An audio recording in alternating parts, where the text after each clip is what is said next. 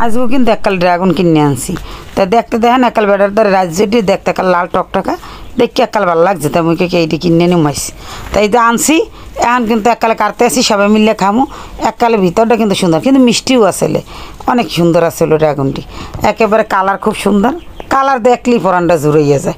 এমনি কিন্তু বেশি খাইতে ভাল লাগে না, কিন্তু মোর দ্বারা কালার দেখতে জন্মের ভাল লাগে। কালারটা এত সুন্দর একাল কলজেরা ঠান্ডা হয়ে যায় দেখলে। তাই আমার মোর দ্বারা দেখে কিন্তু ভালো লাগছে। কিন্তু আস্তে আস্তে করে সব সিলে লইতে আসি, সিললে কিন্তু মোরা সবাই মিলে খামো, এর লেগে কিন্তু কাটতে আসি। তো আমি কিন্তু 2টা কাটতে লইছি, আর একটা আছে আরেকটা কাটলাম, এই 3টে কাটতে লইছি।